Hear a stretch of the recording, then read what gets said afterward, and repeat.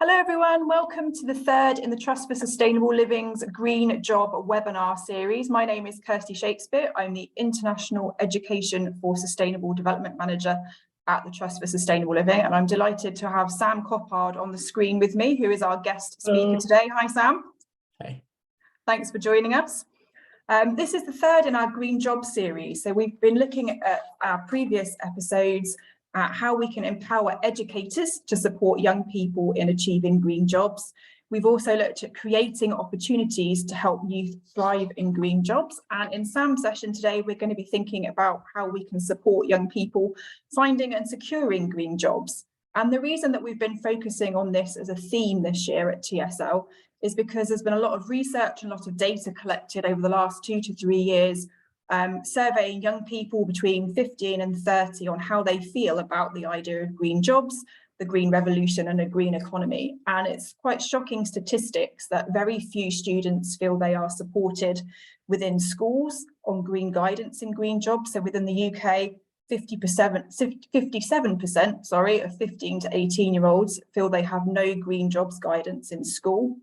Plan International's recent survey showed that only 29% of 50 to 30-year-olds felt they had the skills needed and the competencies needed to achieve a green job as well. And businesses have also said that they've struggled to find and recruit students and young people that have got the skills they need for green jobs.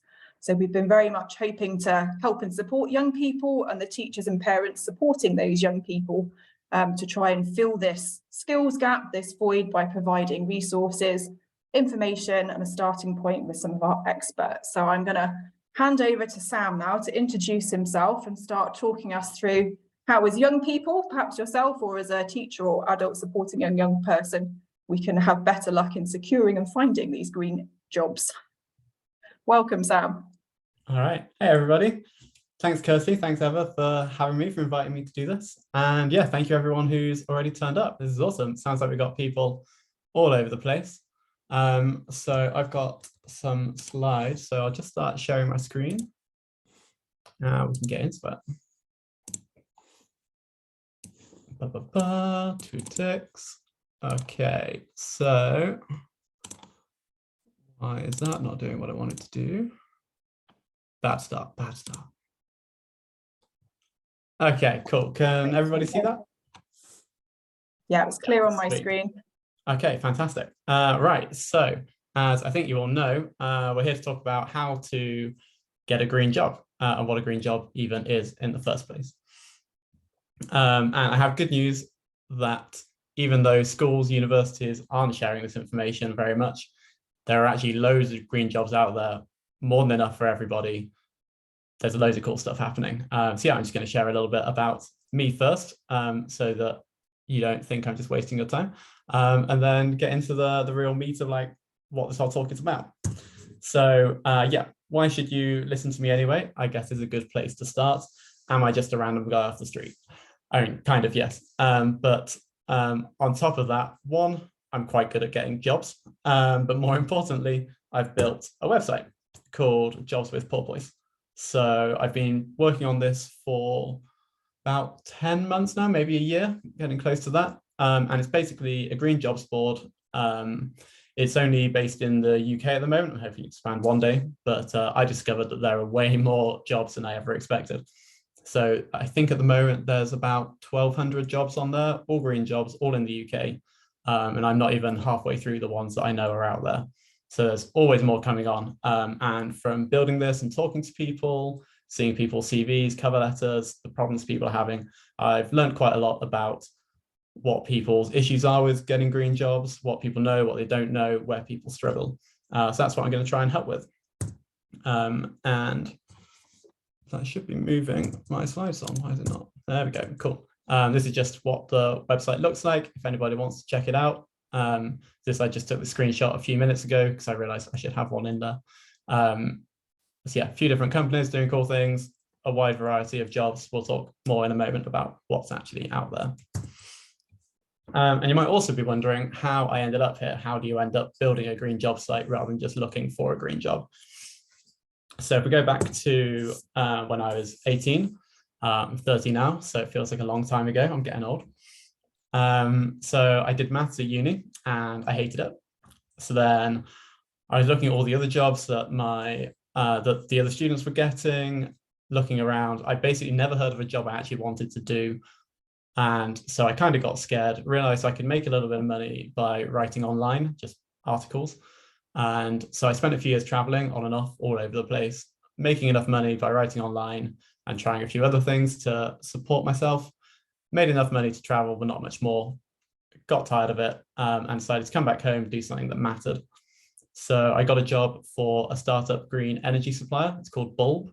And they still exist. They got big. Now they're failing, but never mind. Not my problem anymore. I've left. And the work was really interesting in a way and challenging, and I learned a lot, but I also didn't like it and I hated living in London. So after that, I moved back to Bristol, where I went to university, worked for 2 other startups, ended up on a senior leadership team. So I was head of growth for a startup in Bristol, which sounds like I'm boasting, but I'm more trying to say that, yeah, I'm good at getting good jobs. So hopefully I've got something useful to share in general. And yeah, while they were, again, good opportunities, I didn't enjoy them either. The last couple of years, I've been doing some consulting and contracting in like data optimization kind of stuff for a few different companies. And I also haven't enjoyed that. So yeah, about a year ago, I sat down and went, this is silly. Why am I not actually enjoying any of the work I'm doing? And I basically decided I wanted to make a difference in the world, as I guess everybody here does. I wanted to find work that I actually like doing. And as I was looking for jobs that kind of met those criteria, I realized it's really hard to find good green jobs. The existing green jobs boards that are out there, I found really frustrating. They were hard to use or were missing loads and loads of jobs that I would find elsewhere. And they're really expensive for companies to post on. So you miss out on jobs from small charities, companies struggling for money, that kind of thing. And I basically thought, I've worked in startups before, I could just start my own and make one that was basically what I wanted to exist. So I've made the site that I wished existed when I was looking for a job. And so here I am. And yeah, essentially, well, yes, that's what I've done so far. So I've just been distracted. One of my best friends has just joined the chat and it's thrown me off. Hey, Seska. Yeah, so where am I at? Yeah, so here I am. I built this green job site, and now I'm going to try and share what I've learned along the way. So what we're going to cover in this webinar, we've got 3 main sections. The first one is the quickest one, what green jobs are out there. Then when we've looked at what green jobs you can actually get, how you can actually find them, because that's half the challenge. And then once you have found one that you really like, how do you make sure that you're the one that gets that job? Because some of them are very competitive. Some of them aren't, but some of them are. And so, yeah, I think the last one is going to be the biggest one, but between all of them, we're going to have a Q&A session, like Kirsty mentioned. So if you've got any questions, if you pop them in the chat on here, Kirsty and Eva will keep an eye on that, and then we can go through those questions. And if we run out, then we can start just doing them live, just unmute and ask a question in the Q&A session, but we'll get there in a minute. So what green jobs are out there?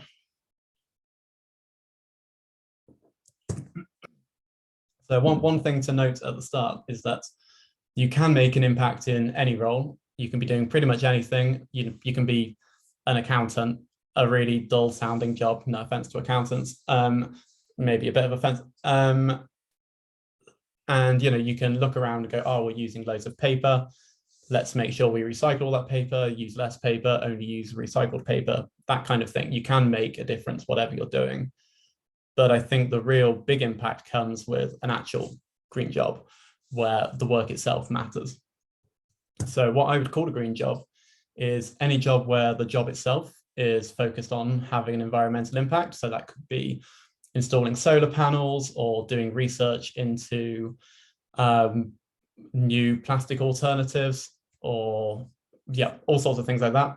Or a green job could also be one where the organization is focused on environmental impact, even if the job itself isn't.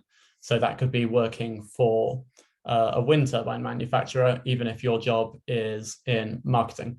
or it could be working for a green finance company where your job is, I don't know, investing. So it's not a green job in the traditional sense, but you're doing it for a good company. It's making a difference. And to me, those are all green jobs. And that's what I've built my website around. One thing to be aware of with organizations that are focused on environmental impact is greenwashing. I'm sure everyone on this call is well aware that greenwashing is a giant issue. It happens all the time, all over the place. So you do have to be really careful to try and avoid that and not end up working for a company that's actually greenwashing and really doing bad things. It's hard to work them out. Sometimes it's easy. Sometimes you just Google the company and the word greenwashing and loads of stuff comes up and you run away. But sometimes it's difficult. And yeah, I talk to people quite often who thought they were joining a good company and actually ended up working out that they're greenwashing once they're in it. So it's good to be careful and do some research first. But some good news. There are way more green jobs than you probably think there are. So I mostly look at the UK. And here, I think I said I've got about 1,200 jobs on my own site at the moment. And I've only done the jobs for about half the companies and charities that I know are out there in the UK. So there'll be more as well that I'm missing still. So there must be at least like 2,500, 3,000 green jobs just in the UK right now as well. They're all live.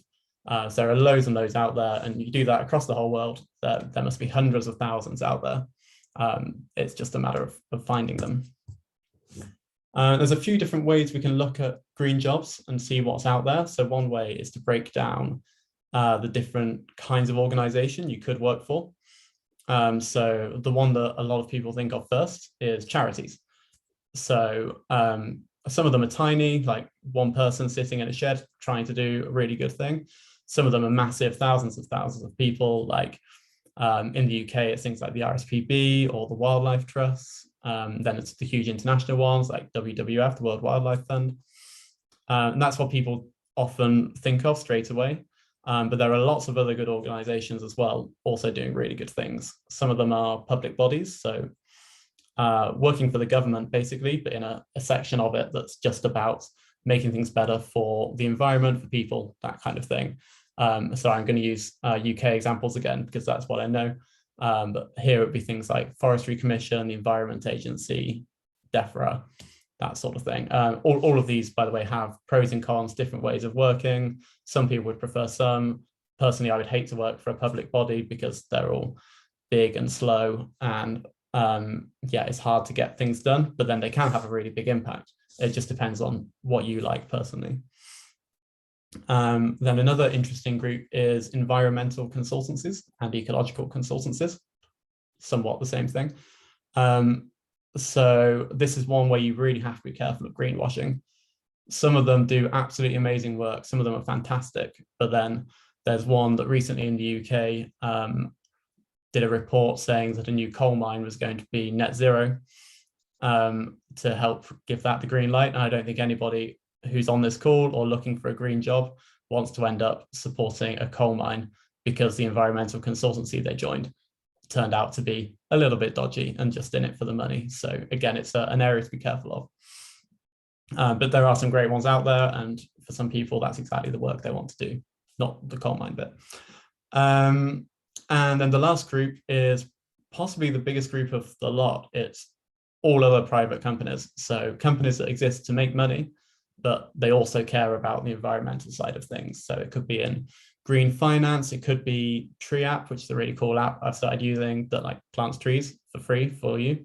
I basically think of every company in the world that's trying to do something good. You could just go and work for them. And those will be green jobs.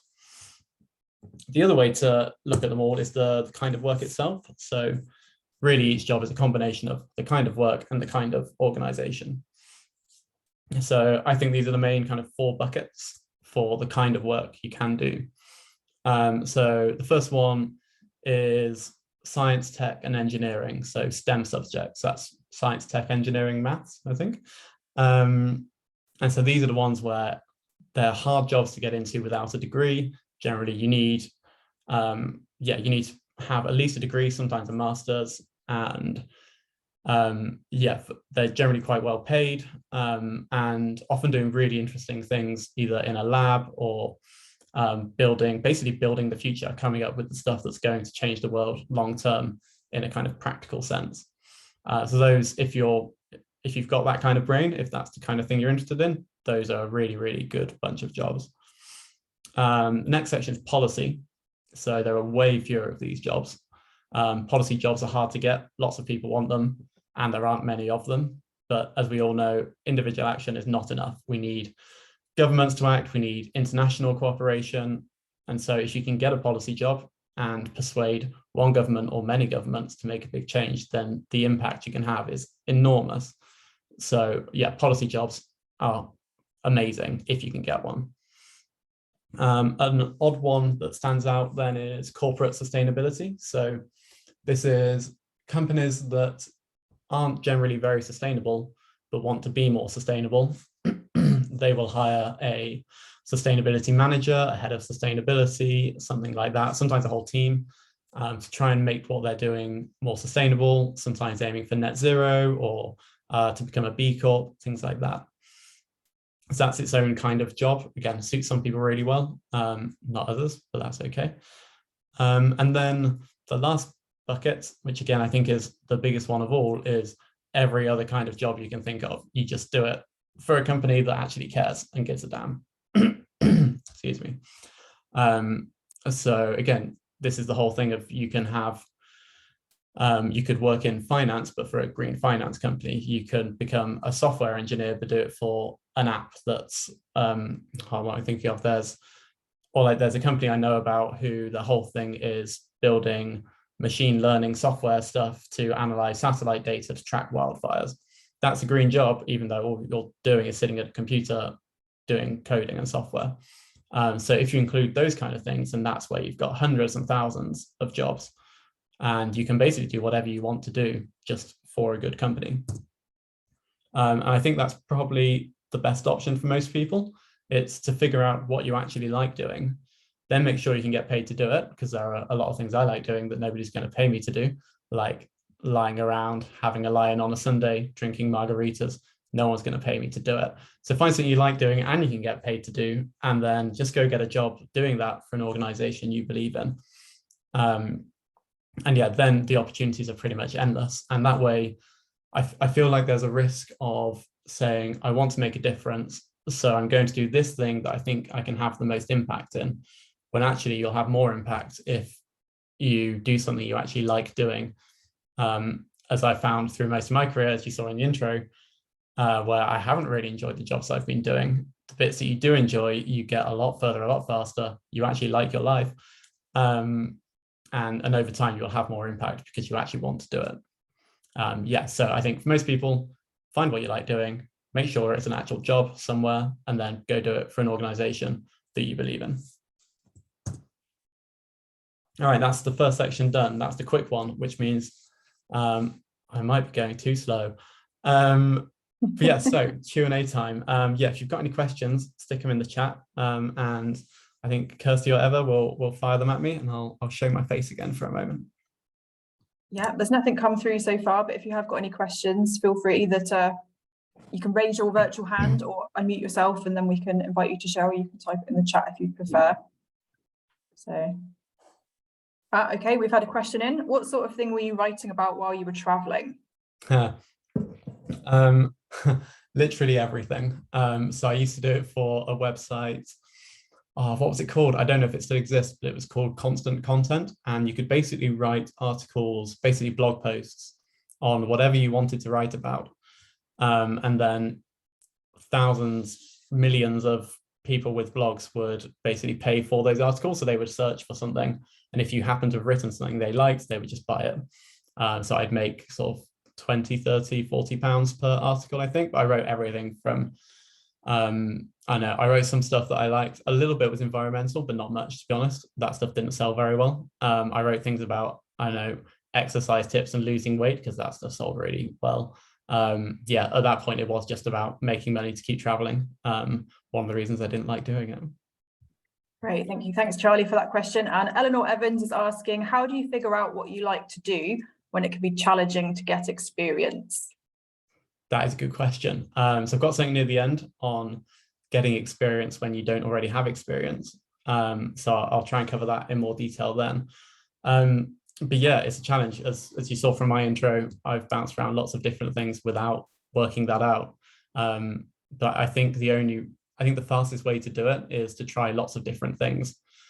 And yeah, it's hard to get that experience, but I think there's a risk of not doing anything because it's hard to get someone to pay you to do it. So for me, building this site, Jobs with Porpoise, from doing that, I've discovered I had to teach myself to code to make it all work. And I found out that's what I really like doing. That's the first thing I've actually enjoyed the work rather than the idea of it. And so for me, Jobs with Porpoise is still a side project. It doesn't make me much money. So it's not a full-time job.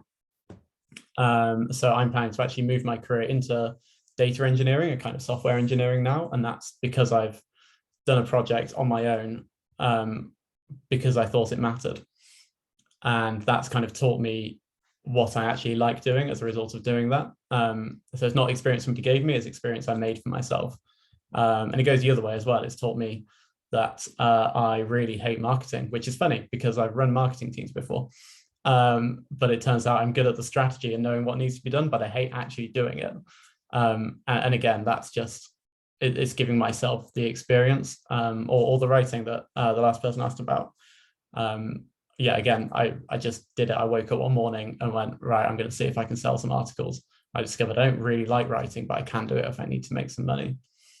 Some things are harder to get the experience in. Like, yeah, if you want to do like animal care at the living rainforest, yeah, you're going to have to get someone to take you on as a volunteer at minimum. But you just got to find ways to try new things, I think.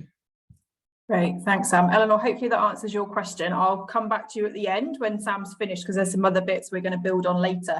But I think Sam's point there about sometimes knowing what you don't like doing is as important as trying to find out what you do like doing, because that can help in the process of elimination, thinking, oh, actually, I really don't want to do that. Or if that's going to be a big part of the job, then I'm less interested. So, okay, we've got a question from James. Hi, James. You spoke about avoiding greenwashing. What's the best way to check that a potential employer isn't engaged in greenwashing? Oh, another good one. And it's hard. I don't have a perfect answer. So I do a brief bit of vetting for the companies that I put on my site. But if you want to be 100% certain, there isn't enough time to do it for hundreds and hundreds of companies. So yeah, I'm not perfect at it. For me, I partly rely on the fact that if I put up someone who is greenwashing on my site, then enough people use it that I'll get emails telling me, what are they doing on your site? You should take them off.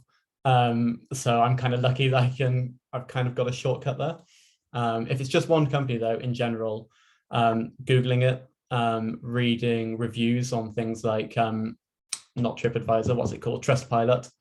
Sometimes things come up on there, or searching for them on Twitter. People love to complain on Twitter. And yeah, if someone's been accused of greenwashing, you can generally find it quite easily just by searching for the company and greenwashing. If they haven't been accused of it, but they are doing it, that's a lot harder to spot. And yeah, I don't have any good answers apart from just reading through their website carefully and being kind of going through it with a magnifying glass and looking really closely and being very skeptical of any claims. Just be like, does that actually make sense? But it is really difficult. Yeah, if it sounds a bit too good to be true, perhaps some further investigation is required. And yeah, news articles is another good way. Very often, a lot of these things make international news or local news. So that's another potential option. Thanks for that answer, Sam, on that question, James. Ben has asked, in terms of transferable skills, how do you find placing candidates from other sectors? Any tips? For example, would highlighting volunteering for sustainable charities be valued more than high-level business projects? Oh, another good one. Cool. So I think it very much depends what you're transferring. So, so I was talking to someone the other day who has been doing project management in the corporate world for, I think, at least 10 years, like a long time. And they were trying to move into something that had an impact. And the real question was, do you want to still do project management or do you want to do something completely different? So if you've already got a career in one area like project management and you want to keep doing that, then it's basically the same as applying to any other job. It's just for a good company. And so you would write it the same way as normal, highlight your expertise, your experience in project management. If you're trying to go for a completely different role, then yeah, that's when you switch it around. And if the skills do transfer from what you're doing to what you want to be doing, then highlight those skills. You can do a skills-based CV rather than a kind of, what's the word, chronological, time-based CV to really highlight what you've got that swaps over. But if it doesn't swap over, then yeah, that's when you either have to go back in at entry level at the very bottom. So say if I wanted to go and become a practical conservationist, it would be very much, okay, so I did some volunteering for this charity a few years ago. That would then be one of the most important things. And it would be, yeah, networking and putting in that kind of experience, any volunteering, anything that is applicable from what you've already got. So yeah, it really depends whether you're going kind of the same job to the same job in a better company, or the same job, or from one job to a completely different job that's not relevant at all, and the kind of the levels of that. Thanks, Sam. That's a good question. Hopefully that answered your question, Ben. There might be some more information that Sam's got for us later that helped with that as well. And I think from the other green jobs experts we've spoken to, things like communication, organisation and admin skills are transferable to every particular role that you might want to work in. So I did a zoology degree and master's, and when I graduated, I worked in a clothing retail store for a while, and then I worked in recruitment. And the skills that I learned in terms of customer service and dealing with communication face-to-face, online, over the phone, how to organise myself, how to run a calendar and a diary, etc. at work, all of those skills then helped me to get my first role at the Living Rainforest. And if I hadn't have done those admin roles, those customer-facing roles, and been working on those core skills, I don't think I would have got the job here. It was those that helped me. So even if perhaps you're in a job role now that isn't a green job or isn't linking to the field that you want to work in, think about the skills that you're gaining, even though perhaps it's not your key job or your ideal job. Okay, and one final question from Bahar. What can we do to try and prevent greenwashing? Which might link in with your earlier question answer. Yeah, if it's trying to make sure the company you're applying to isn't greenwashing, then yeah, that's what I answered before. It's preventing greenwashing in general. Oh, that's a big question. Yeah, that's kind of beyond me. Yeah, I don't know how we do that. I think again it comes back to that idea of doing research and trying to educate yourself as best you can. If something seems too good to be true, then have a look past that, see what other information you can get. As Sam mentioned, things like social media often can be quite useful, doing news article investigations, Googling the company. Very often that kind of information will be available to you if you're looking for it. So perhaps just not seeing things at face value if you've got any concerns or something seems too good to be true. But yeah, that's a big question, Bahar. Thank you, Sam, for trying to answer it. Okay, and final question from Ewan. You'll probably cover this later, but for policy jobs where there are fewer and they're more competitive, what resources are available to better identify them and stand out in applications? Cool, yeah, so I've got, I cover a little bit later on making your application stand out and having a really good CV, but it's very kind of broad. For policy in particular, it's not an area I've got much experience of. So that's the kind of thing where I would recommend finding someone who already works in a policy role, even if it's not green policy, it can be any kind of policy, even someone you disagree with. Because if they work in that role, they were clearly had a good enough application to get that role, so they can give you some advice. People are generally willing to chat, or even better, find someone who hires for those roles. And speak to them, get to know them, and yeah, get whatever advice you can.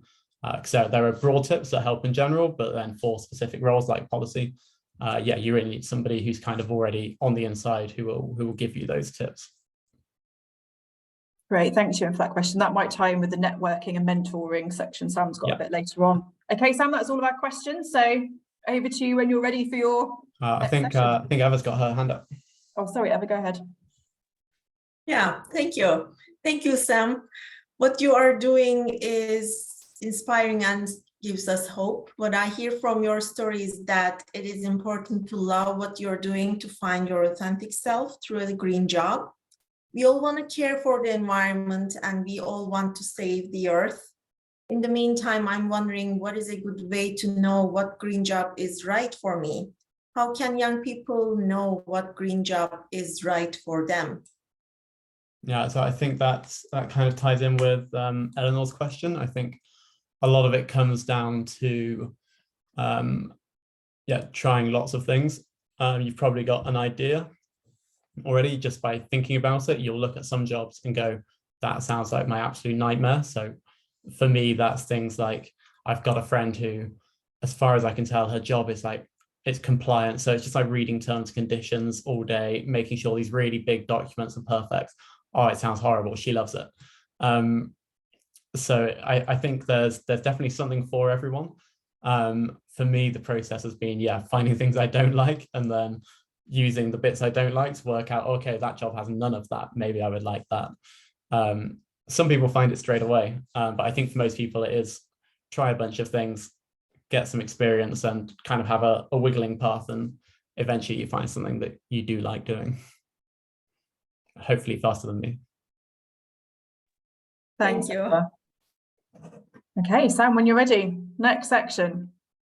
And I think that wiggly path advice seems to be coming from a lot of our green job speakers that we've spoken to in our podcast recently, in some of our previous episodes. It's quite difficult to get it right first time. It's a bit of trial and error. And the more you experience, the more new things appear that you never know existed as a possible option, or you never knew was even a job until you'd started in that arena. So yeah, I definitely think most jobs you've never heard of, I've never heard of. I go through this with my site when I see something new and I have to work out what kind of job it is. And you're like, I've never heard of that. There's so much out there. And with new technology and things, new jobs are always appearing every year pretty much. So even if your perfect job doesn't exist yet, it might tomorrow. Okay, all right, next section. So we've looked at what kind of green jobs are out there, and now we want to go through how can you actually find those green jobs. This is the challenge that made me start my site. So on my site, there are green job boards. I'm going to go through all of these in detail in a minute. So there's green job boards that just show green jobs. There's normal job boards, the giant ones like LinkedIn, that still have green jobs on there. You just have to search. Networking, volunteering, and internships, they're all kind of connected. Going direct to interesting organizations. So you find an organization you like, and you just look at what jobs they have. And a really niche one, if you're interested in tech, finding climate tech startups that have just raised money, because they generally hire loads of people really quickly. So I'll go through all of them. Forgot about this. A little note on remote work. I work remotely. I live in the countryside in Wales. There are no jobs anywhere near me. Remote work is definitely here to stay after the pandemic. So I have lots of remote jobs on my site, but you'll find that a lot of them are only remote if you're in the UK. And that's the standard. Most companies that hire remotely only hire remotely in one country, but some will hire within a time zone. So I see lots that are within, you can apply if you're within 2 or 3 hours of the UK. So that covers pretty much all of Europe, and a good chunk of Africa. A lot of American companies will hire, again, within those time zones, and that covers all of Central Latin America and a good chunk of South America. So it's always worth looking outside your country for remote roles. And a few companies, not many, but a few will hire literally anywhere. It's worth kind of broadening your reach, not just looking for ones in your own country, if you like remote work and if that fits your kind of job. So on the green jobs boards, jobs with Porpoise, obviously the best. I made it. You should check it out if you're in the UK. But you should also look at these other ones: environment job, charity job, escape the city, jobs for good, conservation careers. They're all good in different ways. They all have their pros and their cons. And if you're looking for a job in the UK, you will inevitably look at all of these quite often. Environment job also advertises overseas jobs as well. I got a job in Thailand through environment job. So some of them do post international positions as well. Yeah, that's true. I think that might be true of all of them actually. So yeah, very good point. Yeah, worth looking at wherever you are. And in other countries, ones that I know about are Terra Do, Climate Base, which is more American focused, I think, and largely tech companies. Idealist and Climate EU. Climate EU is obviously European. I think they've got tens of thousands of jobs across Europe, of everything you can imagine. So yeah, well worth checking out if you're in Europe. Then the bigger job sites, you've probably heard about them all: LinkedIn, Indeed, Glassdoor, Monster, FlexJobs. They've all got hundreds of thousands of jobs of everything you can imagine. And each country generally has ones that are unique to that country as well. So I don't know what's best for you. If random example, I know someone was in here from Singapore. Hello. I don't know the best job boards for Singapore, but you can Google that pretty easily, and you've probably already heard of it. So these big ones, it takes longer to find a green job, because for every green job, there will be 100 not green jobs on there. But you will find things on there that aren't on any green job board. They just don't make it on there for whatever reason. So you're generally just searching for things like your role. So I don't know, admin and sustainability, nature restoration, climate. So you're looking for words that are relevant to the job you want to do and words that are relevant to the kind of organization you'd like to work for. But it is just sifting through lots of jobs you don't want to find one or two that would be a good fit. LinkedIn has made this easier. So LinkedIn has a green jobs filter now. Shout out to Eva, who told me about this, because embarrassingly, I had no idea. So yeah, when you search for jobs on LinkedIn, yeah, if you go to the filters and scroll down a bit, there's like a green jobs thing. And this is also from Eva, thanks.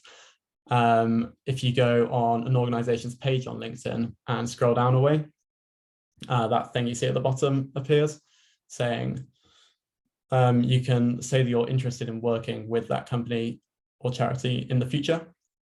And that just kind of tells their HR, their recruiters, that you want to work for them. So they could then contact you directly. Yeah, I haven't used that personally, so I don't know how good it is, how often people get jobs that way, but it definitely can't hurt. So if you find a company you think is cool, go tell them you think they're cool and you're interested. Okay, next up, networking. So I think most people, me included, have a very strong reaction to the word networking.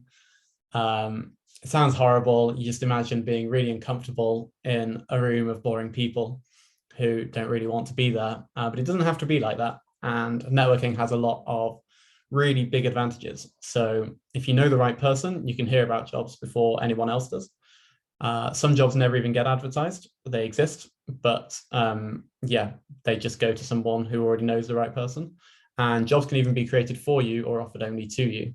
So I'm just trying to think, the jobs I've had, I don't think I've actually found any of them on job sites. All of them have come because a friend has either seen something they think I'd be good at and gone, oh, Sam, you should apply for this. Or one of them was created for me because I knew how to fix a problem that they had and a friend was telling me about the problem. That's happened twice, actually. So yeah, 2 of my jobs have been through networking directly because a job was created for me because I fit something that they needed. So yeah, networking is really, really powerful. I think I mentioned in response to one of the questions earlier that whoever asked about policy jobs, one of the best ways to network is to find someone who's already doing what you want to be doing or that hires those people, and just go talk to them, send them a message on LinkedIn, connect with them. And yeah, a lot of people are willing to help. They'll chat to you for 15, 20 minutes, whatever, just to, yeah, if you show them that you care and that they can get something out of it, even if that's just enthusiasm and feeling good about themselves, people will share. So I've done that quite a lot. And a top tip from Kirsty is if you go to networking events like meetups, they're all over the world, you want to find a way to stand out. So Kirsty said when she used to go to a lot of these, she'd always wear something really bright that stood out, so people would remember her because she was like, I know, the bright yellow one. So yeah, you look different to everybody else because a lot of it is just making sure that people remember you, not the other 100 people there. And I think to note about networking, because people think it's so unpleasant, so that it shouldn't be. Good networking can just be making friends with people with similar interests. So a lot of you will already be involved in, well, these webinars, the other people who are on this call. You never know where people are going to end up, what jobs people will be doing, who's going to be hiring for what, who will hear about other jobs. So just by being involved in climate groups, environmental organizations, whether it's something like this or Extinction Rebellion, Just Stop Oil, like activist groups, groups at schools, universities, anything like that, the people you meet there, that is networking. It doesn't feel like networking because you're just meeting people you like, but it's all good stuff. And everybody, well, not everybody starts with no network, but most people do. I had no network before university, and yeah, nearly all my jobs I've either found out about them or got them because of people that I've met since then. And some of those are just friends, people I lived with even at uni, just by chance, things work out. People I've met after then in jobs, at parties, like you never know. So yeah, there's kind of targeted networking where you find someone who can definitely help you. And there's just meeting lots of people who, yeah, have similar interests. And occasionally, you're not going into it hoping for something good, but sometimes good things happen anyway. That's good networking. And one final point on networking is to always try to add value. And what I mean by that is if you want something from someone else, or even if you just want to be memorable to them in case something comes up in future, you want to find a way that you can help them. It's not always obvious, and sometimes it's like, how can I help this really impressive CEO or whatever? But sometimes it is as simple as you can make them feel good for helping you, or it can be you listen to a podcast they said about a problem that they had, and so you can send them an article you read, like, oh, I think this would really help you, or just some new information that's relevant to them. Maybe they're working on some reintroduction project of some animal that's extinct in their region, and you've read loads about a similar project with a similar kind of animal in a similar kind of area that they might not have heard about. You can just send them some of that information. Like, there's normally a way you can help add value to someone, and that's what really makes you stand out, rather than all the other people who want their time but don't give them anything. If you can be that person who adds value to them, that's a very good place to be. All right, volunteering and internships. So this is kind of networking combined with getting experience, which makes you a very safe bet for hiring. So if you're a hiring manager, what you really care about is, can this person do the job? And do I want to work with them? So if they've already worked with you because you volunteered for them or interned with them, then it's like, obviously I'll give the job to that person. You don't have to worry about, do they creep people out? Do they turn up on time? Do they work hard? That kind of thing. So volunteering and internships are really, really good ways to get your foot in the door, get experience, meet the right people, and get jobs that no one else even gets offered. And volunteering is really good for practical roles. So I know Kirsty hires people that way at the Living Rainforest for animal care and things like that. And internships are really good for large established organizations. So the massive ones that everybody's heard of, they have structured internship programs. So, if you want to work at the UN, they've got an internship program for a reason. And that's a really, really good way to get in. Okay, near the end of this section. Going direct to interesting organizations. So yeah, a lot of jobs never get posted on job boards. And if you can find those ones that haven't been posted anywhere, there's way less competition because they're hard to find. So have I got another slide on that? Oh yeah, good, cool. So you can find an organization you want to work for, and instead of looking for them on job boards or looking for their jobs on LinkedIn, just go to their website and they'll always have a careers page. And then you can find all of their jobs. Sometimes LinkedIn will say they're hiring for 5 roles, they're actually hiring for 100. They just don't have the money to post them all on LinkedIn.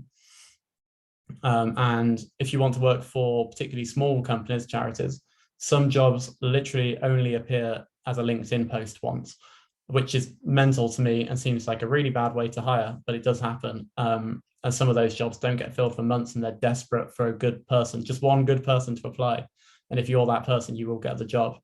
And it also shows you care about their mission and what they're doing if you've been watching their LinkedIn posts and waiting for something like that. Yeah, so going direct is a good way. And the last one, finding climate tech startups. So these are small companies, often only a few people, that have got a really cool idea that could help save the world. So maybe they've got a way to make more efficient solar panels. Maybe they've come up with a way to make plastic out of seaweed, that kind of thing. There's a huge range. And to grow their business, they raise money from really rich people. And often this is millions, sometimes tens of millions of dollars just suddenly appears in their bank account one day if they do well. And they want to use that money to develop their tech and hire lots of people, because that's how you grow a business quickly. So if you can find ones that have just raised lots of money, this is particularly good if you're in a tech hub like the US or London, Berlin, are all good places. But yeah, if you can find one that's just raised lots of money, then that's a fantastic way to know they're about to hire 10 people, 20 people, 100 people, depending on the amount that they've raised. And yeah, so they will be hiring for everything from, well, all the normal jobs any company will be hiring for, like admin, finance, operations, logistics, whatever, as well as like the green jobs, as in like doing a green thing. And they can be hard to find, but the best way I know, there's a website called Crunchbase. So if you're interested in tech, if that's your kind of thing, yeah, check out Crunchbase. You can search on there for funding rounds, so like how much companies have raised in different places. You have to pay, but you can get a free trial for 7 days. So you can probably just get lots of free trials for 7 days. So yeah, that's a really good avenue if that's your thing. Yeah, cool. That's it for that section. So if you want to fire questions again, and I'll trust Kirsty to shout them at me. Thanks, Sam. So yeah, please feel free to type your questions in the chat. Some great points raised there by Sam. Another way that you can find out about jobs that have just got a load of funding is looking at news articles. So very often in the UK particularly, but also internationally, many companies will make either local or national news, or the newspapers, if they've been given funding for new projects or to develop new labs or facilities or for conservation projects and all sorts of things. So actually keeping an eye on your local and national news can be another good way to identify some of those sort of startup companies that are going to be recruiting. So, any questions coming in? I'll give people a couple of minutes, nothing yet. I wanted to add, Sam, as well, in terms of sort of the networking and mentoring side of things, actually teachers and university lecturers can be really valuable for that as well, particularly as young people when you're starting out your network. Speak to your teachers, speak to your lecturers and see if they're able to help you and point you in the right direction, because they are obviously semi-experts in these fields in some cases. So we've got a lot of interesting connections, and a lot of organizations also have a sort of youth element to them. So there's lots of societies that you can join that give you tips and things on like engineering and maths. So you can join some of the sort of youth versions where they'll be able to connect you to some of these networking opportunities if you're sort of just finishing school or just looking at starting university and haven't got sort of your first steps on the career ladder. So look at how you can utilize some of those youth societies as well to start connecting with people. So, oh yeah, Rebecca shared the career services also help finding green jobs at universities as well. So check out your school or university career service. Hopefully they'll be improving. Okay, haven't got any questions coming through yet. Just give it another minute or two. Cool. If not, I can just plow on with the next section, because I think that one will have questions. Yeah, okay, go ahead. And if we get any questions come through, I'll let you know. Cool, sounds good. I'll share again. So I'm using 2 screens, so there's a little bit of fiddling around.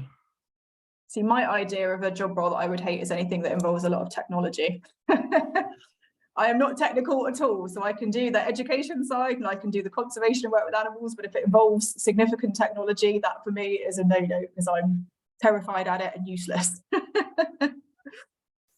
Kirsty, I have a great memory about that. The way I was introduced to TSL was through networking.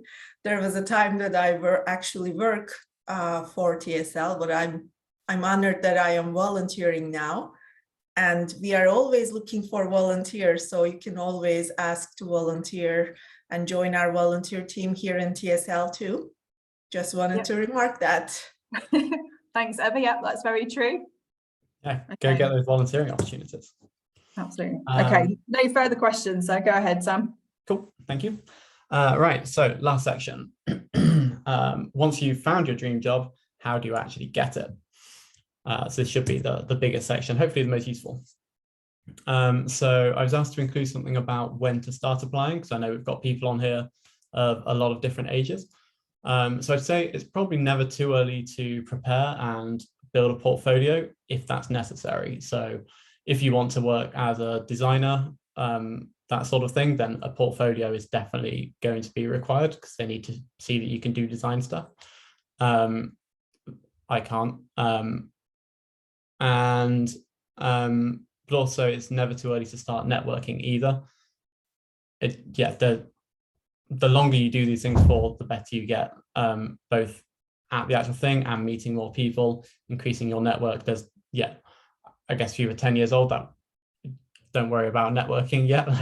But yeah, if you're 18 or so and looking for your first job or looking to go into university, the whole time through university or while you're searching for a job, networking and building a portfolio, that kind of thing is always useful. Having said that, it's always going to be easiest to find jobs and actually get them if you can start work basically straight away. There's an exception for grad schemes and summer internships that people generally do while they're students or just after finishing, because those are really structured things at big companies where you do apply like a year in advance or several months for a different start date. But nearly every job in the world, other than them, they'll be looking for someone to start pretty soon. So you need to be able to start pretty soon. So it's good to kind of look at what jobs are around and what they might want from you well before, but there's not much point applying for things if you're about to go traveling for 6 months. So, cool. How do you actually make your CV stand out? Someone asked a question along these lines earlier. One thing I'd say is if you can, keep it to one page. So if you imagine you're a hiring manager, it's 4 p.m. on a Friday, all you want to do is go home and you've got a stack of 100 CVs in front of you for a job that you've just advertised. And you want to get through them really quickly. It sounds unfair, but they're not going to look at yours for long. If yours looks really great and it's only one page, it might get a look. If it's 5 pages long and black and white, and I've seen people with 5-page CVs who have had like one job before, to be honest, it's just going straight in the bin because they're going to look at it, they're tired, they go, I can't be bothered to read that, chuck it away. So yeah, get it to one page if you can. And nearly everyone on this call will be able to. You always think you can't until you really, really try and get rid of any bits that don't really need to be there.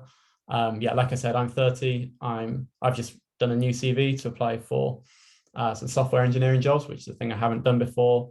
I've worked for 3 companies full-time, done contracting and consulting for a bunch of other companies, made this website.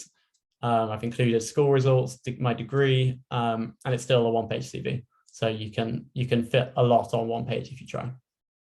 And you also want to make it nicely formatted. So most CVs, I think, are still Microsoft Word, black and white, and that's what a lot of career services tell you to do. Keep it really boring. Personally, I think that's completely wrong. I'll say more about that in a minute.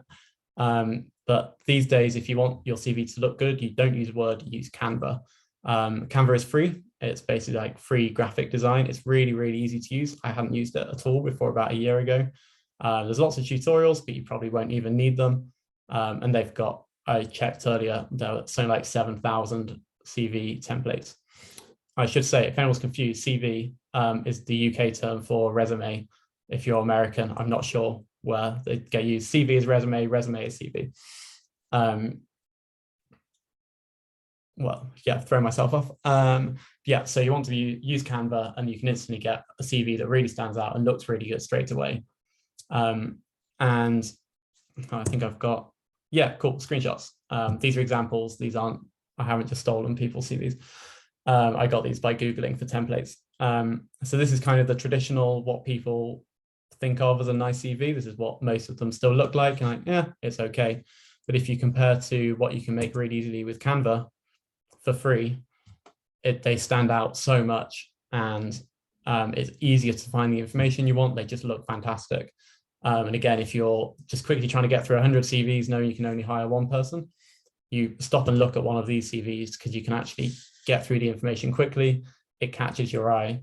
Whereas a CV like that, you go, oh, I can't be bothered to read that right now. And so they don't get the job. A note on this, I'd say most of them have photos in, and it depends what country you're in, whether you should include a photo. In the UK, it's really weird to include a photo in your CV. So I used a template that had a photo and just deleted it. Everything's really easy in Canva. You can just like drag and drop, move things around. But yeah, in the US, I think photos are more common, but it'll depend on your country. And my last point on this previous slide, kind of a rule of thumb: when you've made your CV, show it to a friend or a family member, a teacher, whatever. If you show it to them and they sigh, or they get it and kind of oh, it means you've still got some work to do, because if that's their reaction, the hiring manager's already seen 50 of them. That's going to be their reaction too. So yeah, you want something that doesn't look like that looks like that instead. And so to go, oh, okay, I can read that pretty quickly and see the important bits fast. More tips: only show your highlights. So what's a good example? So I used to be a wildlife photographer, semi-professionally. I didn't make much money, but it was fun. But people always thought I was a much better photographer if I showed them my best 5 ever photos than if I showed them my best 50, because those top 5 are amazing, and the next 45 are like, oh, they're quite good. And it's the same kind of thing with anything like this, where you're trying to stand out.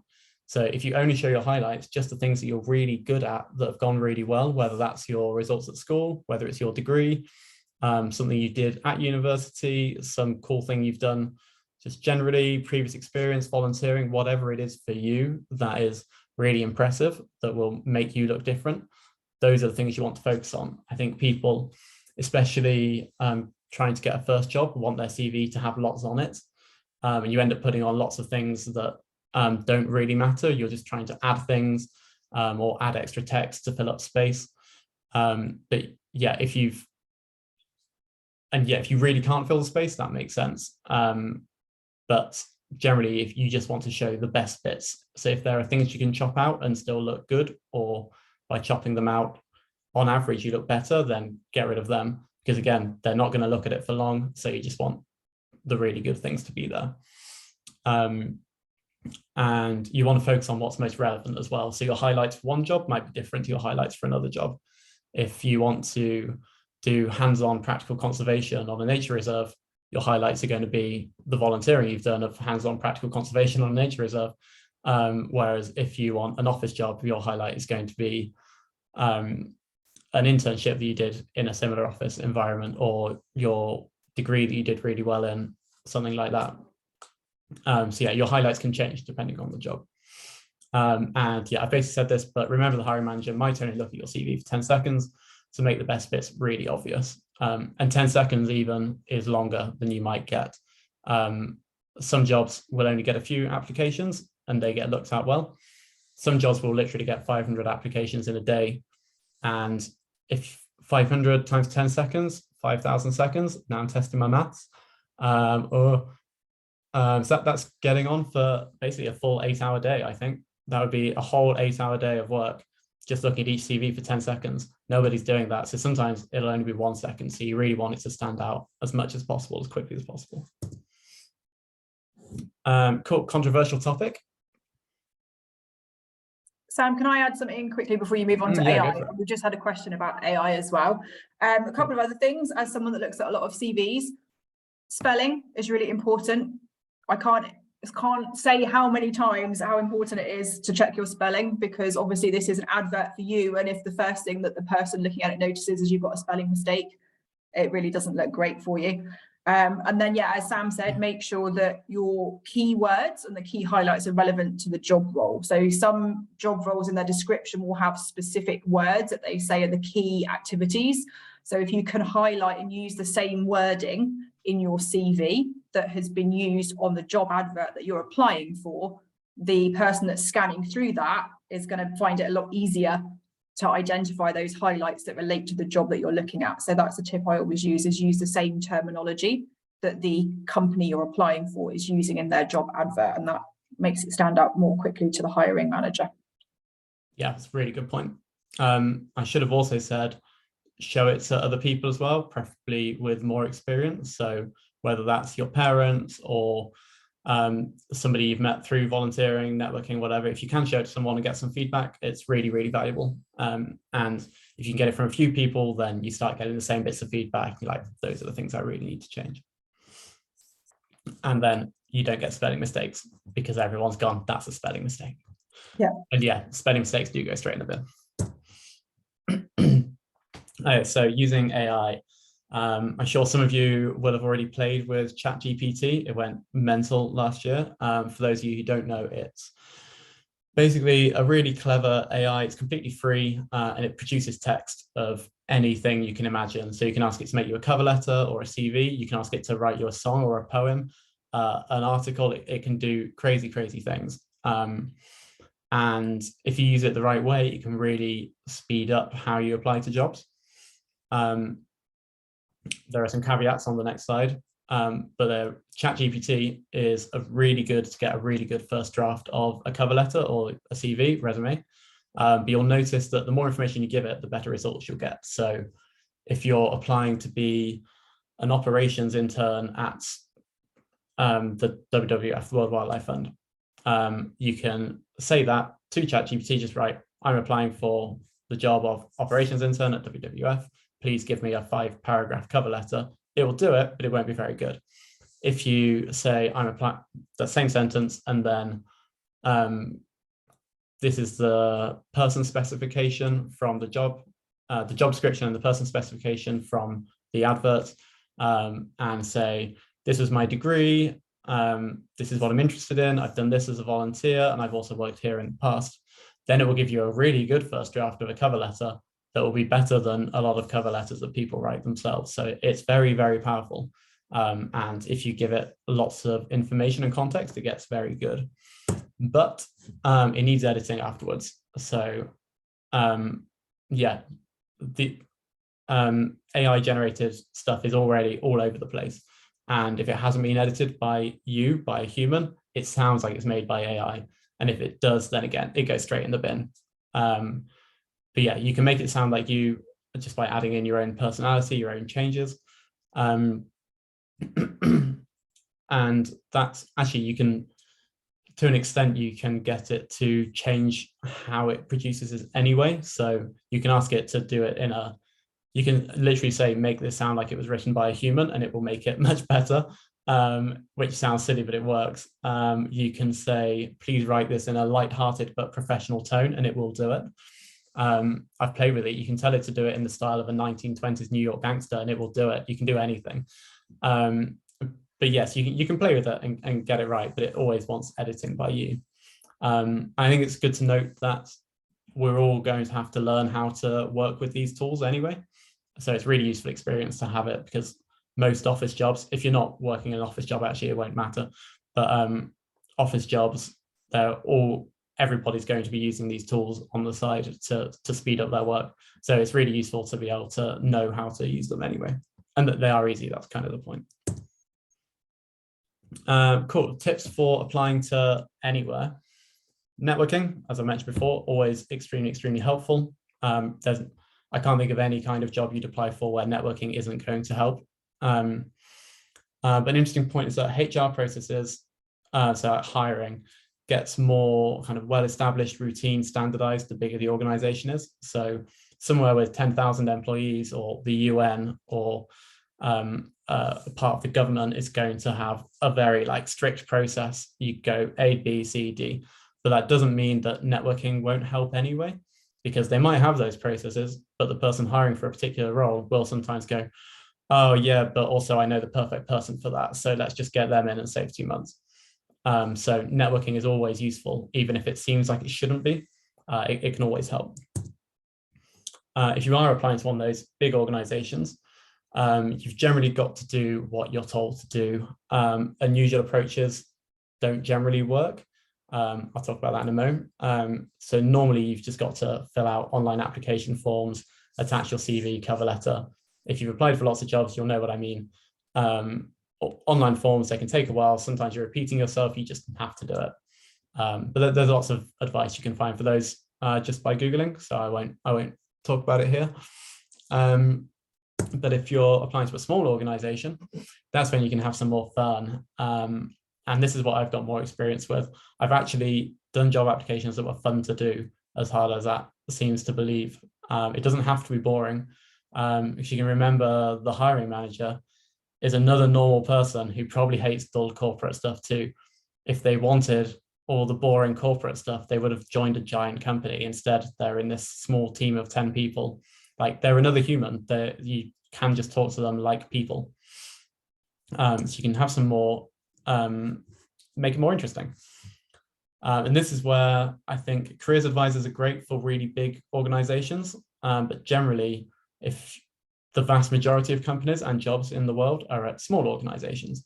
And for those, I think you really want to ignore what careers advisors tell you.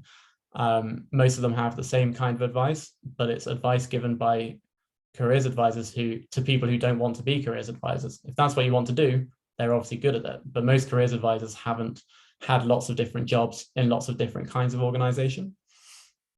And they tell you something that's really safe, but doesn't always work. So I think don't be afraid to have some personality. You're always told, or I was always told, and every friend I've talked to, from a young age, school, university, wherever, black and white, really kind of professional, dull, corporate, no personality, but then everybody's doing the same thing. And it's not the same world as it was 20, 30, 40 years ago. That doesn't work anymore. You don't stand out. So it's okay to have some personality and talk like a human. And the smaller the organization, the more that will be appreciated, because you'll be the person who's hiring you. You might work directly with them. So they want you to be a normal human that they want to talk to.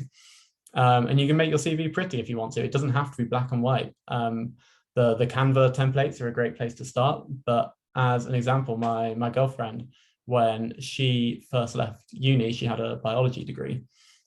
She had the standard black and white, boring CV, couldn't get any interviews anywhere, didn't hear anything from anyone after months.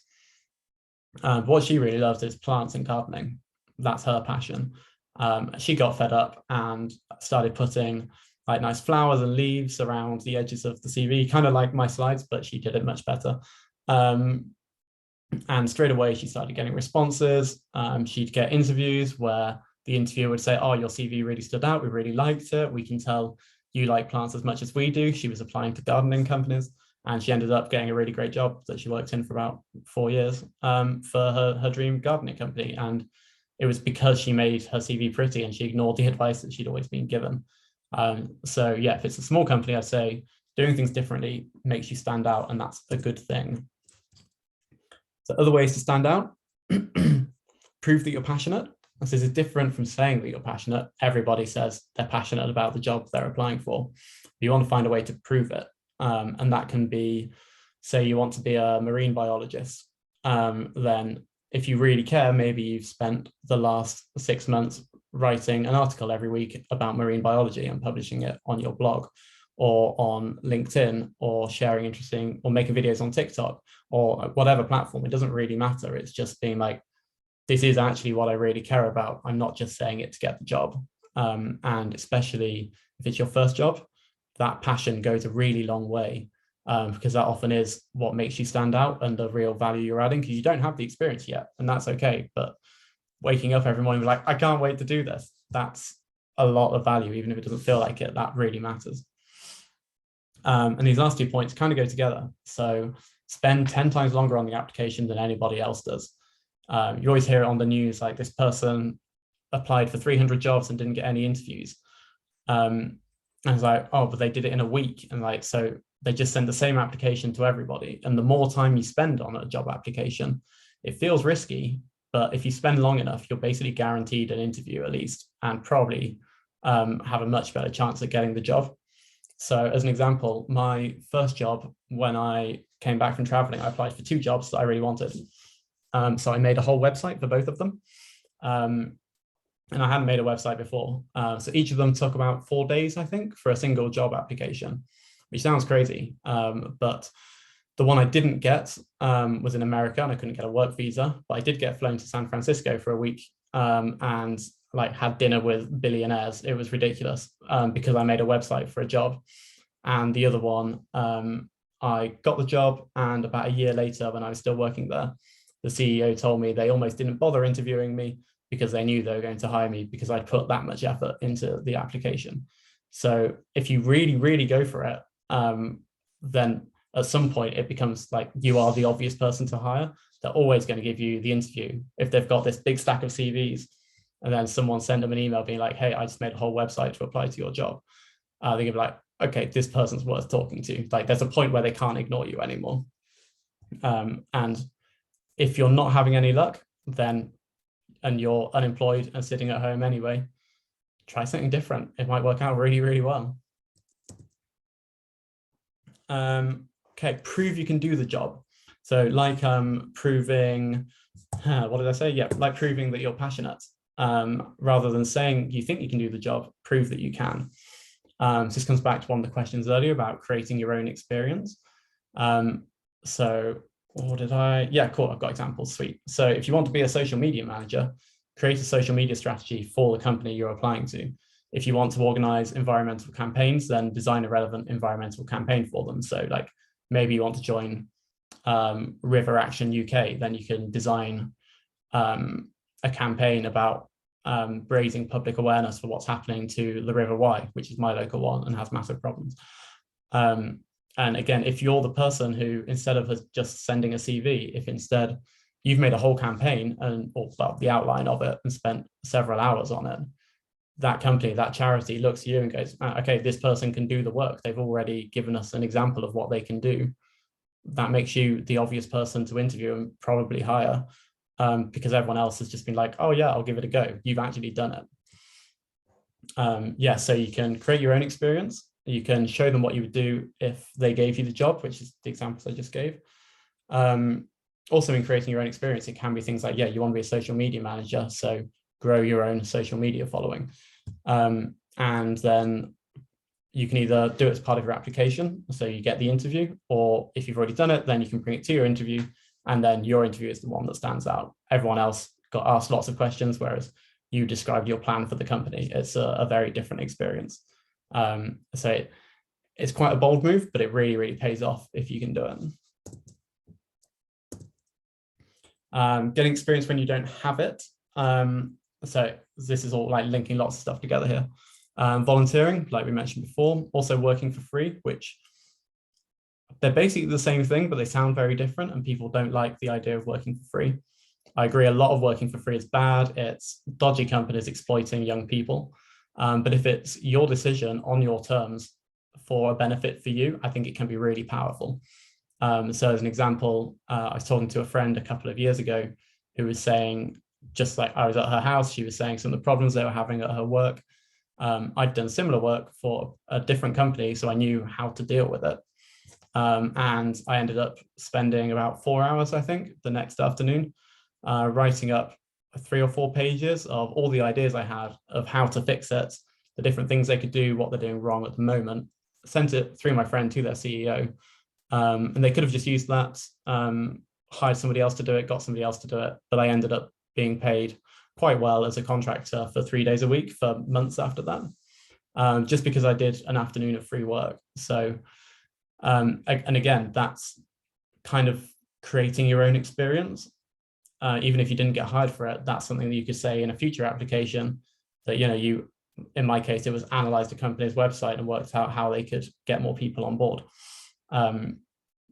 So there's always, you don't have to wait for someone to give you experience. You can generally make your own experience. Same in like a practical role. If you want to be a conservationist, well, actually that's volunteering. But yeah, you can always just go and make a thing better and tell the world that you made the thing better.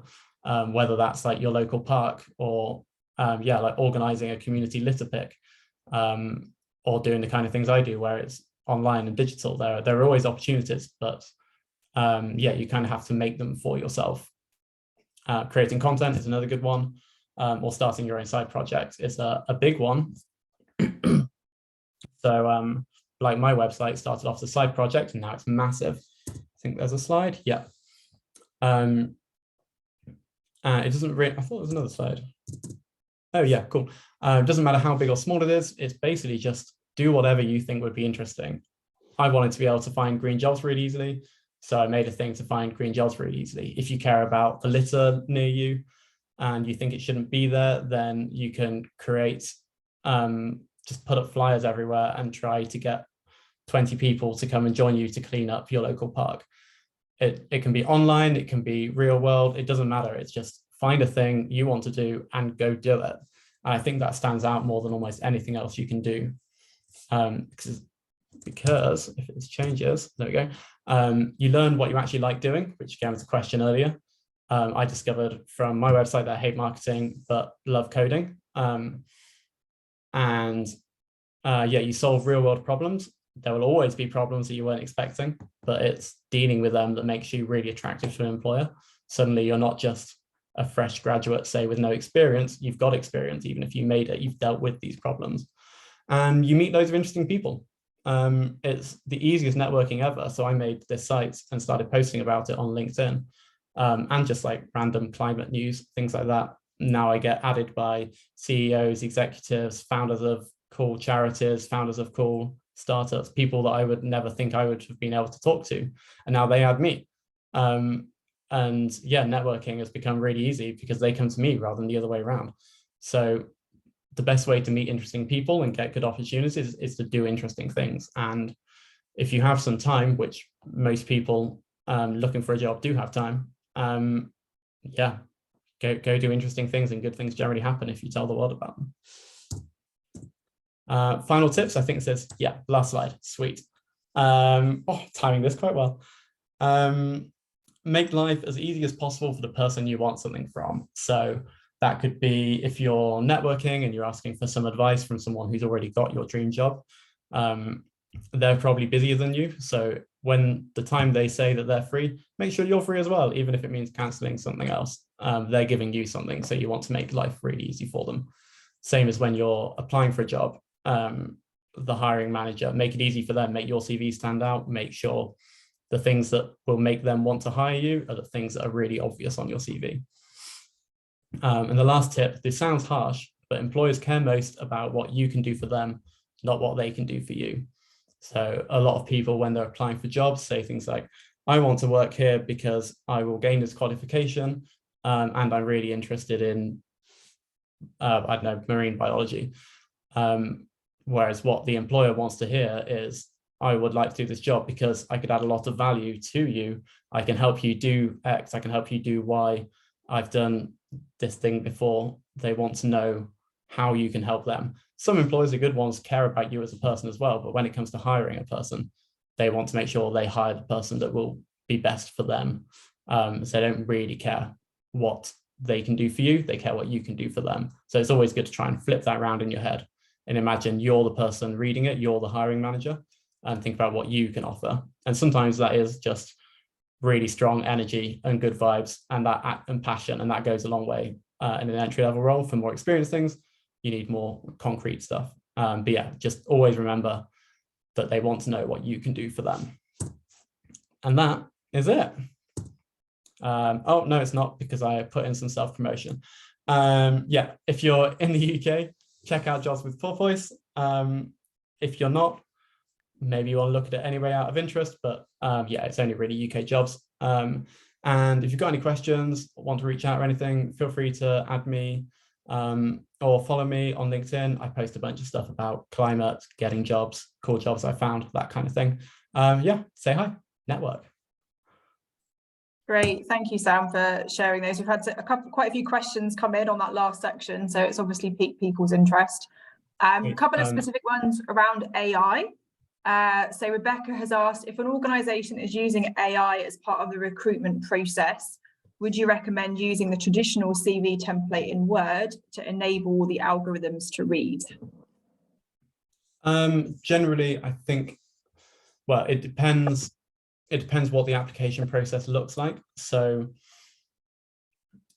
I'd say that, again, it varies a lot because smaller companies or charities probably aren't using that kind of screening stuff, so it won't really matter for them.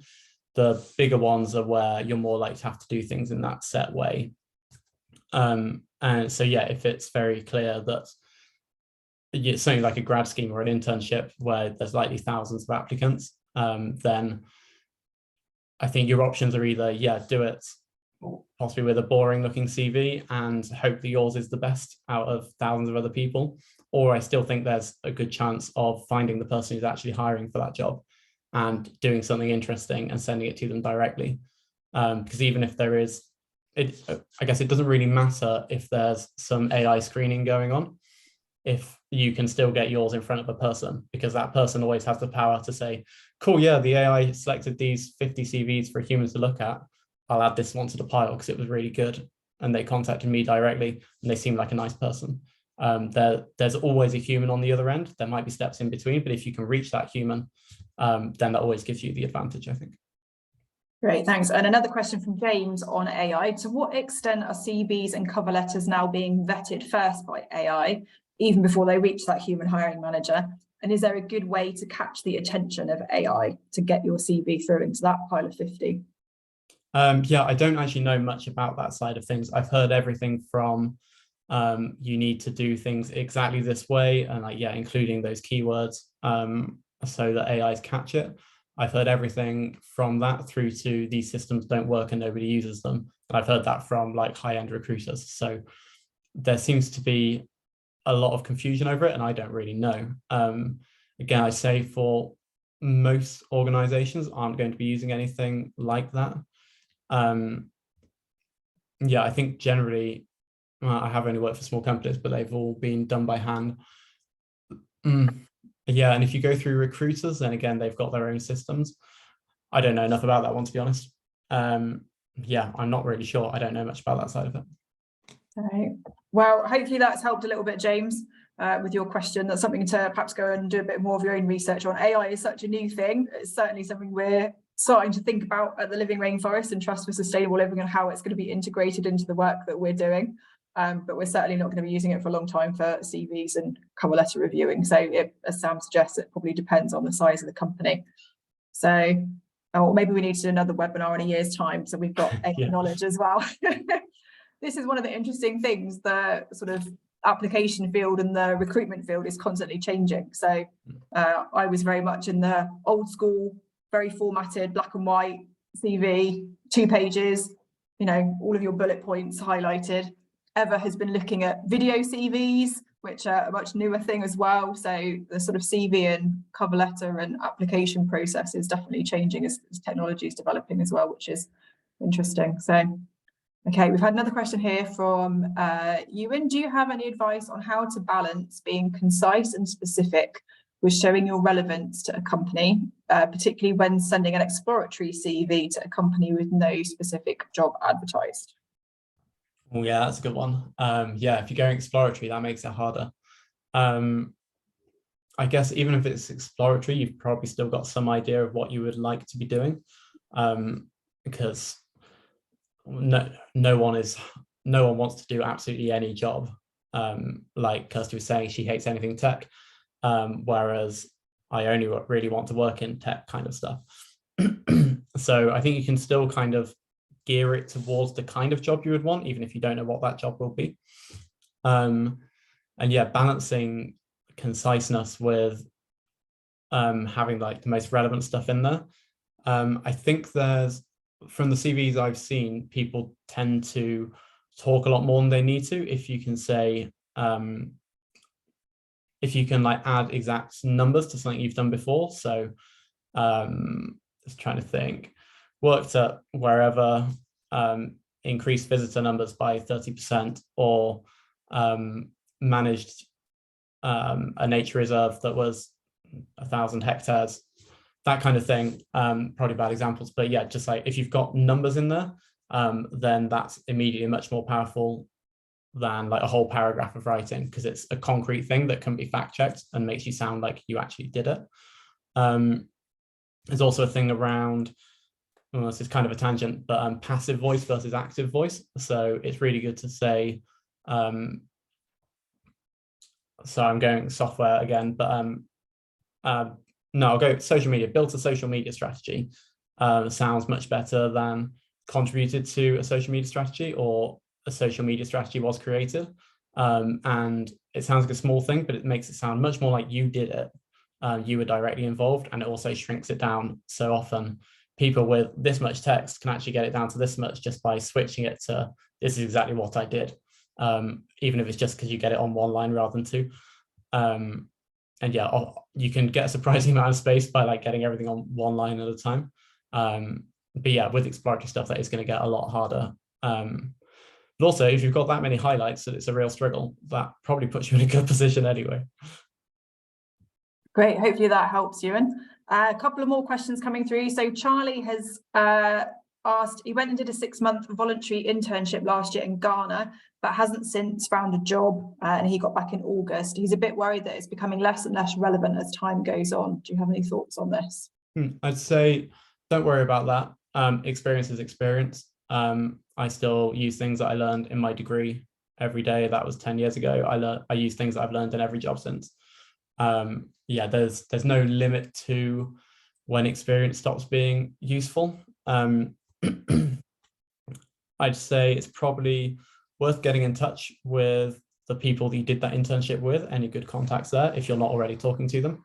That's the kind of thing that wears out over time. It's the human relationships and networking side of it, where if you don't talk to someone for 3 years, then it's then hard to be like, hey, by the way, do you want to give me a job? Whereas if you've been talking to them regularly and you're basically just friends having a catch up, that's a lot better. Yeah, so I'd say the human side of things kind of does have an expiry date. You don't want to let that wear out, but the kind of the experience and the skills that you had, that you gained from that, never really goes away. That's always something that you did, and it's always something you can talk about. And I wouldn't worry too much about having that gap on a CV either. Half my CV is gaps because sometimes there are more fun things to do than working. Sometimes I want to go traveling. Or I left my job in London without a plan because I had a bit of a mental breakdown because I hated it and I was working 60-hour weeks and felt like I hadn't slept for a while. So I just quit and left the city the day after. And that was it. And so I had a gap of a few months there where I didn't have a job, didn't apply to anything, just needed to get my head straight. And yeah, it doesn't really matter about those gaps so long as you've got a good reason for them. And that reason can really be anything. I never shy away from saying when traveling, it was great. Yeah, so you don't need to worry about those as long as you've got a reasonable reason for why they happened. And as long as you can still talk about the other things you've done that they care about. That I've never met anyone who really cares that you did it 6 months ago or a year ago rather than yesterday. Great, thank you. I know some of you are having to finish off and leave us. So if you've got any questions, if Sam's not able to answer them now, we'll try and get answers out to you via email. If you leave your name, we've got the emails that you registered through Eventbrite with as well. And I mentioned it in the chat earlier, but Sam and I are going to put together a little resource pack and send it out to you that's got some of these useful links, information, and a summary of the tips as well, which hopefully will be useful for you. Cameron asked... Sorry, just going to say I'm happy to stick around and answer questions for as long as it takes as well. So unless Kirsty has to leave. Yeah, I'll stick around. Great, thanks, Sam. So next question from Cameron. As a new graduate, how do you take the first step to make your CV stand out with industry? Is that without industry specific experience and required skills? So getting the first job is always the hardest. Once you've had the first one, things get a lot easier. So I'd say one is, I think before you've had a job or been involved in hiring at all, because I've been involved in bits of hiring here and there, where I've read lots of CVs. Before you reach that point, it feels like the standards are really high. You see things on LinkedIn of like 200 people have applied for this job, and it feels like there's crazy competition. But when you see it from the other side, you quickly realize that of those like 200 people that applied, 180 of them go straight in the bin. There's a huge amount of them where it's people who aren't actually legally allowed to work in the country yet and are just hoping that you can sponsor a visa or something like that, depending. That's obviously more of an issue in the UK or the US, or ones where it's like they didn't spell their own name properly. People who've put no effort in, people where they've sent the same CV to 1,000 different jobs in a day. The numbers always look really scary, but there's generally not that many people in consideration. So I try not to get overwhelmed by the numbers. And when you see how low the bar often is in terms of the applications that you do get, just doing things like having it really nicely formatted on Canva, having it checked over by a few people, making sure there are no spelling mistakes, all that kind of thing, does actually put you to the top of the pile. It sounds crazy, but honestly, I think that just doing that would have got you at least an interview for all the jobs I've been involved in hiring for. Because yeah, a lot do just go in the bin because they don't do the basics. So yeah, nice formatting and everything, just kind of make it visually appealing. And then I say you've basically got to find something that makes you stand out above everyone else, something that you have to offer that maybe other people don't. And hopefully over your degree, you've done interesting extracurriculars, been involved in societies, that kind of thing. That all helps a little bit. But yeah, any volunteering or internships that you've done are really, really powerful as a differentiator. That's the real world stuff that makes you stand out. So if you don't have any of that, I'd start doing it like tomorrow. Find a local charity or something that you can help out with. Side projects, that kind of thing, really good. Again, that whole thing about you don't have to let someone else give you experience. You can make your own experience, and that will really make you kind of fly. Hopefully that was helpful, Cameron. Thanks, Sam, for sharing that. Okay, Pranav asks now, hi Sam, thanks for the great talk. Would you have any specific tips when looking for roles in wildlife or conservation research? That might be more my answer than yours. Yeah, go for it. So there's a lot of good websites. So Environment Job and those kinds of roles are often advertised on there. Again, looking for if there's a particular species that you're interested in working with, or a particular habitat or region that you're interested in working in, search for those kind of opportunities that way. Experience, I would say, if you're looking to do something hands-on with the environment or wildlife, is really important. So again, looking for those volunteering opportunities to see where you can get in. Certainly a lot of people I know have volunteered for companies, and then when they've had positions become available, those get offered to the interns and the volunteers because they've already been committed, they've given up their time, they've already to some extent been trained in the role. So that's really important as well. And again, thinking about utilising bigger organisations, so that networking. So very often there are groups or organisations that network together and advertise job positions. So in the UK, for example, we've got the British and Irish Association of Zoos and Aquariums, which is known as BIAZA, and any jobs within a UK zoo, which could well be wildlife and conservation research, are advertised on there. But there's other networks. So there's a World Association of Zoos and Aquaria, there's a European Association of Zoos and Aquaria, and an American Association of Zoos and Aquarius. There are lots of big networks that advertise these kind of roles. So if you're looking for something international, perhaps then look on the organisations that are covering broader areas as well. Hopefully that helps. I don't know whether you've got anything to add on that one, Sam. No, I think that was a much better answer than I would have given. I think the only thing I'd add would be the thing I was saying about proving that you're passionate. So if that's what you're really interested in and you know that's what you want to do, and you're not doing it already, start putting something out in public, start writing about it on LinkedIn, or yeah, TikTok videos, Instagram Reels, a blog, Twitter, like whatever works for you, YouTube videos, it doesn't really matter. Just create some kind of content to prove that this is what you care about, you know stuff about it. And again, that will put you right at the top of the pack because 99% of other people won't have done that. Yeah, I think particularly with the wildlife and conservation side of green jobs as well, it's a really competitive field. So be persistent. Hopefully with the tips that Sam has given you, you're going to be getting through to the interview stages. But it took me almost 2 years after I graduated with a master's from one of the UK's top universities to get a degree related job. I applied for 50 or 60, had interviews for the majority of them, and had always just been picked by someone that had that more experience or had done the role somewhere else previously. So actually being really persistent is quite an important skill when you're applying for jobs as well, particularly in a really competitive field. So as Sam suggested, those things that help your CV to stand out, that additional experience you can add to make yourself unique, and that commitment in terms of volunteering or doing something outside of your own sort of relating to your own passions is really important on the conservation and research side of things. Hopefully that helps, Pranav. Okay, thanks, Sam. I'm going to add in even one more thing.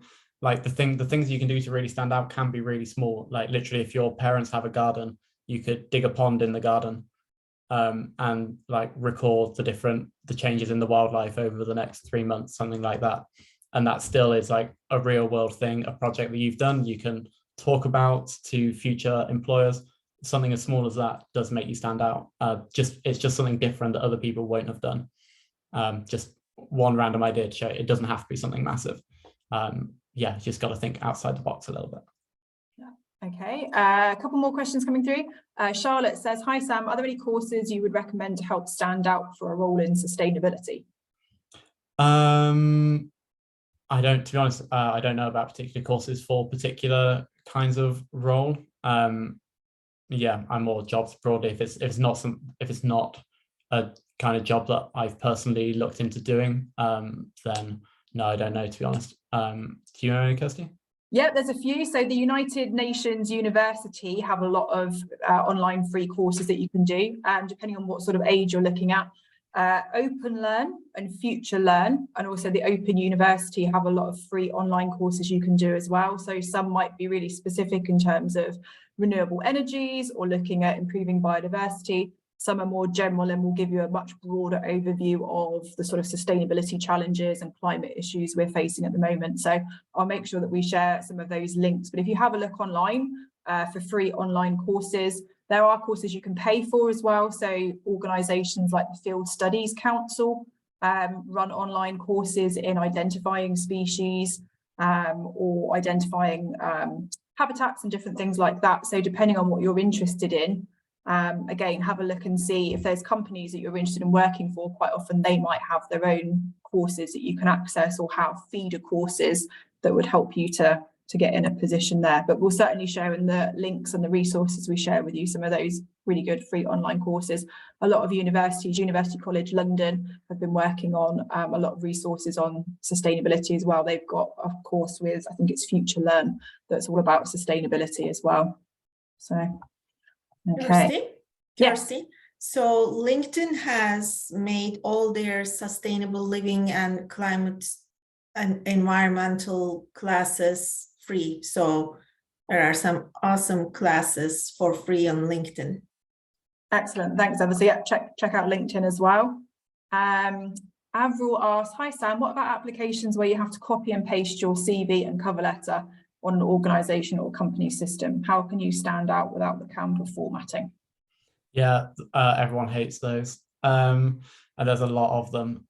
So yeah, I guess depending on the kind of organization, if it is a huge organization, you might just have to go through that. And then the only real ways to stand out are by having a particularly fantastic answer or a very different answer to questions to what anybody else has. But those are definitely the hardest ones to stand out for. Like I said to somebody earlier, I think if you can find the person behind the system, that's a shortcut. If you can connect with the right person and just send them an email, it's generally quite easy to find someone's email if you really try. You can just send them your CV or whatever you've done for them and be like, hey, this looks great. Just wanted to send you this, or ask for advice on jobs from that person. And then that's a good way as well. Sometimes you can get further by asking for advice rather than immediately wanting something. But yeah, if you do have to go through that process of copying and pasting stuff, all you can really try and do is have a spectacular answer. And you can take a risk, I guess, and try and inject a lot more personality and fun in it than most people will. And depending who's looking at it, that can go very well or very badly. Yeah. Sam, I feel like you told me in one of our earlier conversations you had a friend that wrote a cover letter from the perspective of her dog. Oh yeah, that was Right? great. That might be a way to stand out. Yeah, someone I used to work with. So she doesn't have a green job now, but she loves her dog more than anything in the world.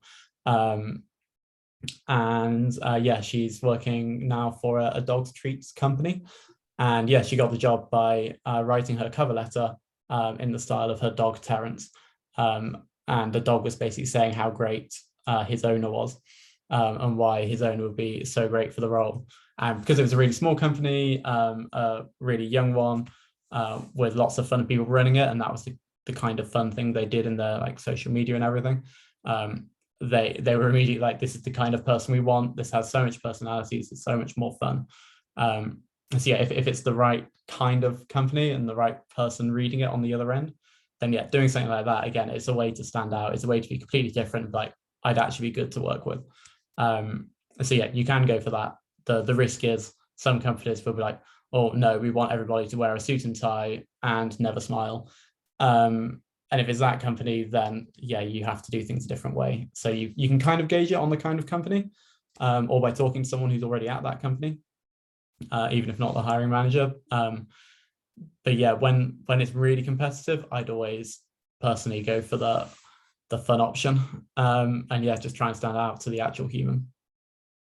Yeah. So do your research on the company you want to work for, and that will hopefully help guide you. Okay, there was another question as well. Sarah shared in the chat as well that Terra.do also has sustainability courses and classes as well. Sweet. So I think that's all the questions that we've got in the chat. Just have a quick scan through it and make sure that I haven't missed any. Eva, I know that you had a couple of questions. Is there anything you wanted to ask Sam? Yeah, thank you, Sam. This was insightful. Thank you very much. And I would like to get your personal opinion on the fact of diversity and inclusion for green jobs, because green jobs is all around the world, like most of them are online. So would you have any tips on how to manage the fact of diversity if I want to apply to a job in Africa? Is there any language challenges, or how do you manage diversity for online green jobs? As in, if you're applying to an organization, or if you are the organization? Well, I think we could just talk about on the job seekers perspective. None of us are running an online green jobs at this time, I guess. Yeah, so it's obviously a big issue. In the UK, at least, things like conservation are largely people who look like me. So it'd probably be easier for me to do it than for a lot of people. So yeah, largely white, middle class. Male, female is becoming less significant than it used to be. But yeah, there have been plenty of studies that show that men are typically perceived as more confident, more capable, that kind of thing, even when everything's the same. I think it's easier in countries where you don't have to include a photo on your CV. I think that's a thing that is crazy that anybody does. I think I'm hearing about more and more companies, companies themselves, and a lot of companies do their hiring through HR systems that they use, that like thousands of companies use, and a bunch of those are going towards blind hiring practices. So all the personal details are stripped out, so maybe the name of the university as well as the name of the individual applying, and their email address, that kind of thing.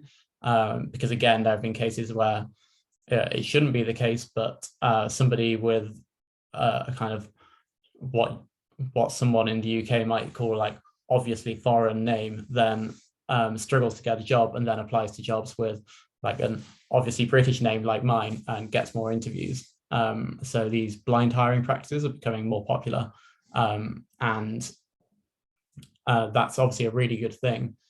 If they're not using that, I don't really know how you cope with that. I guess networking is always, I know I keep coming back to that, but networking is really useful. So I know someone who's been struggling actually recently to find a green job and has a very kind of, yeah, again, like non-white sort of name. But when I spoke to him, I assumed that he was British by birth because his English was absolutely perfect. And it was only when I talked to him a few times that I found out that actually he was grew up in India. But with these like unconscious biases that people have, if people just see the name, then yeah, if the hiring manager assumes that that person's going to be less competent or doesn't speak great English or might be looking for a work visa, then that's really going to harm them. But if they've spoken to them beforehand, then you kind of bypass all those barriers because they know what you're actually like as a person. I don't think there's any way to completely overcome it. Like, you're always going to meet people who have preconceived stereotypes and negative opinions of different groups. And yeah, I don't think there is any way completely around that apart from completely blind hiring. But that probably gets undone at interview stage anyway. So yeah, it's unfortunate. I don't really know what you can do about it as an individual. I think a lot of companies are starting to focus more on equality, diversity, and inclusion. So certainly a lot of companies are looking at how they can be more accessible and how they can change their application processes and their working processes to enable more employees with disabilities or with special educational needs or neurodiversity to be able to apply in a way that they're able to. So perhaps in that non-traditional format that we've been talking about today, and how they can be better supported at work. So I have noticed a big shift probably over the last 3 or 4 years to companies trying as best they can to be more inclusive and give that diversity and equity and equality more of a prominence when they're recruiting and then when they're working with people. Yeah, things are definitely getting better, but then there are also things like a shift to video interviews, which kind of, in a way, can undo the whole thing. So yeah, it's a very difficult one. And again, I'm a straight white middle class man, so I'm probably not the best person to ask for how I've overcome my personal issues. Yeah, it's definitely a difficult one. There's one other thing I was going to say. It's gone, I'm afraid. I just want to add in here as well, there's a lot of statistics around the differences between men and women applying for jobs. And men will apply for jobs and are often successful, even if they don't meet 100% of the job requirements listed in the job advert or the job description. Whereas women, if they don't meet 100% of the job requirements, won't apply. So even between males and females, there's a difference in the, I suppose, self-confidence and self-belief in applying. And if you don't feel like you meet 100% of the criteria, as a man, you still apply anyway and chance it. And as a woman, you perhaps wouldn't. So I would say it's always worth applying for the role, man or woman or non-binary, however you identify, or whether you feel you meet 100% of the skill set and the criteria, it's always worth applying for and letting that decision be made by the hiring managers and by the interviewers, because sometimes there are other skills or things that you can bring that perhaps they're not expecting or that you haven't got within the job description. So it's always worth applying, because if you don't apply, you'll never know. Yeah, that's a really, really good point. And I think worth noting for anyone looking at any jobs ever, that list of what they want you to have is, they never expect you to have 100% of it.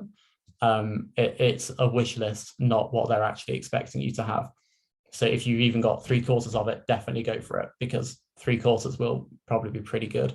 I once got a job where the job description asked for 8 years of experience. And at that point, I think I had 3 years of anything in total and like 1 year that was relevant.